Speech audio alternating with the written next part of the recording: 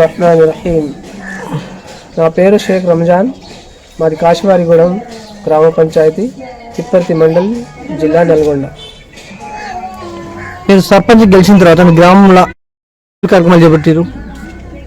నేను అల్లా దయ ముందు సర్పంచ్గా గెలిచిన ఊళ్ళో కాంగ్రెస్ పార్టీ నుంచి గెలిచిన తర్వాత టీఆర్ఎస్లోకి పోయిన తర్వాత ఎమ్మెల్యే మన భూపాల్ రెడ్డి గారు మనకు సహకరించారు. చాలా మంచిగా చూసిండు. నాకు అన్ని అభివృద్ధి కార్యక్రమాలు ఏదైతే మన సీసీ రోడ్లు అయినాయి, డ్రైనేజ్ అయింది, తర్వాత కొత్త గ్రామ పంచాయతీ బిల్డింగు, తర్వాత శ్మశాన వాటిక, అక్కడ బిల్డింగ్లు, పార్కులు, ఈ దేవుని పుణ్యాన్ని మొత్తం అల్లా దయందు నేను దగ్గర ఉండి పని చేయించాను.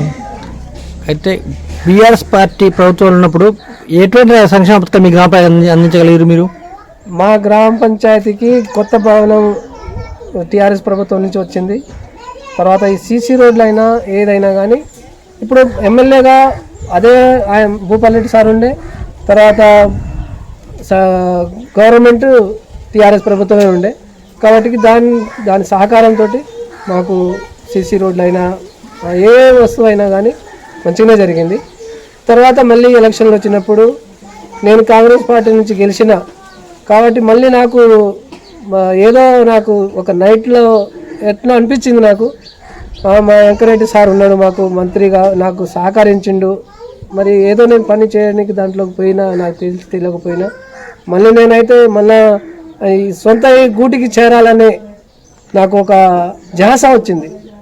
అంటే నాకు ఒక ఏదో అట్లా అనిపించింది. నాకు అనిపించినప్పుడు నేను తర్వాత సార్ తోటి కలిసి మాట్లాడి, సార్ నాకు ఏమి ఇది దూరం చేయలేదు, మంచిది సర్పంచ్ అవన్నీ తీసుకొని పార్టీలోకి జాయిన్ చేసి ఒక్కళ్ళు కాదు 15 మంది సర్పంచ్లం మేము. తర్వాత 3 ఎంపీటీసీలు, ఒక జడ్పీటీసీ మన పాషం రామరెడ్డి గారు. పాషం రామరెడ్డి గారి సమక్షంలో ఈ సర్పంచులమైనా ఎంపీటీసీలైనా అందరం కలిసి మన కోమటిరెడ్డి వెంకటరెడ్డి గారి మంత్రి గారి ఆధ్వర్యంలో పార్టీలో చేరింది. అయితే కాంగ్రెస్ పార్టీ ఇప్పుడు అధికారంలోకి వచ్చిన తర్వాత మీ గ్రామానికి ఏమైనా నిధులు కేటాయించిందా మంత్రి గారు? ఇప్పుడు మనకు నిధులు అంటే మేము చెప్పిన మాకు రోడ్డు లేదు సార్. రోడ్డు శాంక్షన్ కూడా అయింది 5 కోట్లతోటి, కానీ కాంట్రాక్టులు నిర్లక్ష్యంతో మాకు మట్టి లూజ్ మట్టి, మాకు సౌడు మట్టి మొత్తం. అయితే ఆ సౌడు మట్టి మంచి మట్టి దొరకాలంటే చాలా దూరం నుంచి తేవాలి. ఆ మట్టి లేదు, వర్క్ ఎక్కువ ఉంది, బడ్జెట్ తక్కువ ఉందని కాంట్రాక్టులు 6 వచ్చారు. 6 వచ్చి పని చేయకుండా ఒక కాంట్రాక్ట్ ఏమో చెట్లకు రోడ్డుకు ఇరువైపుల చెట్లు సాఫ్ చేసి గుంటలు పూడిపించి ఆడ ఆయన కూడా అంతా చేసి నా చేత కాదని వెళ్ళిపోయాడు. ఇప్పటికి కూడా 5 కోట్లతో శాంక్షన్ అయింది. మొన్న మేము సార్ ప్రచారంకి వచ్చినప్పుడు, మా ఊరికి వచ్చినప్పుడు కూడా చెప్పినాం, పక్కా చేస్తాడు మన కోమటిరెడ్డి వెంకటరెడ్డి గారు, మన మంత్రి గారు. మొన్న తర్వాత కూడా కలిసినాం మేము పోయి. నేను పోలేదు, నాకు ఒంట్లో బాగలేక నేను పోలేదు, వేరే మన కార్యకర్తలు ఉన్నారు, పోయి కలిసిర్రు. పక్కా చేస్తా అన్నాడు, ఆ హామీ కూడా ఇచ్చిండు. తర్వాత బ్రిడ్జి పని కూడా దగ్గరలో ఉంది, ఒక 30% పని ఆగి ఉంది. అది కూడా నిన్న నుంచి స్టార్ట్ అయింది, మళ్ళీ అది కూడా కంప్లీట్ అవుతుంది, అలాగే ఉంది అని కోరుకుంటున్నాను. గత ప్రభుత్వంలో షాదీ ముబారక్ ఎన్ని అందించగలిగింది మీ గ్రామంలో? నాకు అంటే ఇప్పుడు కరెక్ట్గా చెప్పలేను, కానీ 100 నుంచి చిల్లరే, కానీ తక్కువ అయితే 50 నుంచి పైన, కానీ తక్కువ అయితే రాలేదు. సీఎం రిలీఫ్ ఫండ్ ఏమైనా ఇప్పగలిగిరా మీరు? సీఎం రిలీఫ్ ఫండ్ కూడా ఇప్పించినాం, చాలా మందికి ఇప్పించినాం. తర్వాత ఈ పెన్షన్ లేని వాళ్ళకు, చాలా ముసలి వాళ్ళకు, ఏజ్ బారై ఉన్నోళ్ళకు, వాళ్ళకు కూడా పెన్షన్ కూడా ఇప్పించినాం.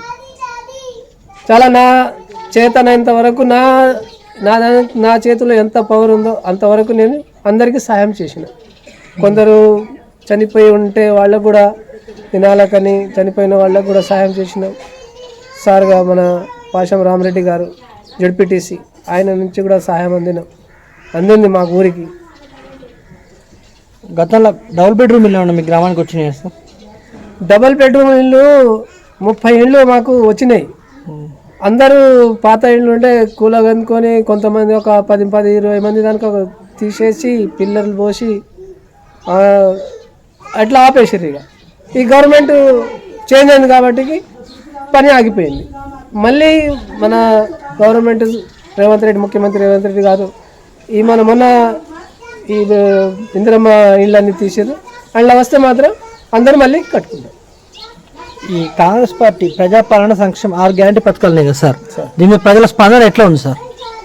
ఇక ప్రజల స్పందన అంటే నేను చెప్తా బాబు, ఎంత చేసినా కానీ ఏమి ఇచ్చిండని అంటారు, ఎంత ఇచ్చినా కానీ ఏం చేసిరని అంటారు. అదే జనాలకు అది ఒక ఉచితాలు అనేది ఏమనేదంటే ఏమి ఇచ్చినా కానీ ఎంత మీరు జేబు నింపు, 2 జేబులు కట్టలు నింపు, తీసుకుపోయి కట్టలు నింపు. ఆ తర్వాత ఒక బజార్ అవతలు పోయినాక ఏమి ఇచ్చిండు, ఆయన ఇంట్లో నుంచి ఇంట్లో నుంచి ఇచ్చిండా అని అదే మాట అంటారు. కానీ అరే మనకు చేసిండు, ఇచ్చిండు, మనం తిన్నాం తాగి వాళ్ళది ఏదో వాళ్ళకు మనకు అట్లా చెప్పదు అనే పదం అయితే జనాలలో లేదు. ఎంత ఇచ్చినా కానీ ఏమి ఇచ్చినా అంటారు. అయితే రానున్న సర్పంచ్ పార్లమెంట్ ఎలక్షన్ ఉద్దేశించి మీరు మీ గ్రామ ప్రజలకు ఏం చెప్తాం అనుకుంటారు సార్? ఏం చెప్తామంటే మనం ఈ 6 గ్యారంటీలు ఉన్నాయి, మన ప్రభుత్వం ఉంది ఇప్పుడు. ఈ గ్యారంటీలు అయితే ఇప్పుడు వచ్చే ఈ 6 గ్యారంటీలలో పెద్ద మంచిది ఏమన్నా ఇంకా ఏదొస్తుందంటే ఈ రైతు రుణమాఫీ అని, అది చాలామంది అడుగుతున్నారు. అది రుణమాఫీ చేస్తామని మన ప్రభుత్వం కూడా అంటుంది గట్టిగా.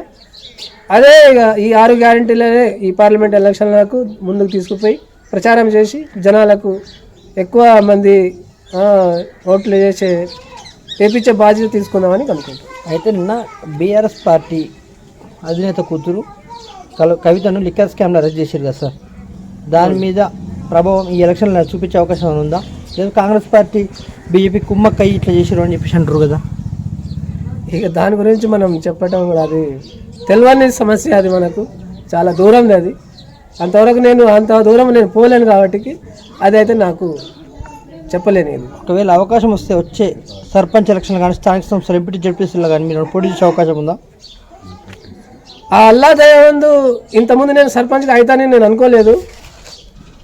అల్లా నా మంచి పని ఏది అల్లాకు నచ్చిందో మరి దాని గురించి ఇప్పుడు దాంట్లో తీసుకుంటూ సర్పంచ్గా చేసిన 5 సంవత్సరాలు ఏ గొడవ లేకుండా, గొడవలు చేసిర్రు చాలామంది వరకు చేసినా కానీ నేను మళ్ళీ రివర్స్ తిరిగి గొడవలు చేయలేదు. ఊళ్ళో ఏది నేను సృష్టించలేదు. ఏదైనా కానీ నా ఊరికే మంచి పని చేస్తున్నా, ఒకడంటే దానికి ఏదన్నా కానీ నేను ఒప్పుకోబెట్టుకొని మంచి పని చేసిన. ఇప్పుడు కూడా అందరూ కలిసి మళ్ళీ సర్పంచ్గా లేకుంటే ఎంపీటీసీగా ఏదో అవకాశం ఇస్తే దానికి నేను రెడీగా ఉన్నాను. మీ గత 5 సంవత్సరాల సర్పంచ్ పాలన మీకు ఏ విధంగా అనిపించింది సార్? నాకు ఏ విధంగా అనిపించిందంటే చెప్పాలంటే చాలా ఉంటుంది, కానీ కొంత బాధగా కొంత మంచిగా అనిపించింది. ఈ రెండింటిని కలిపి కూడా నేను పని ఆపకుండా పని చేసుకున్నాను. Thank you sir.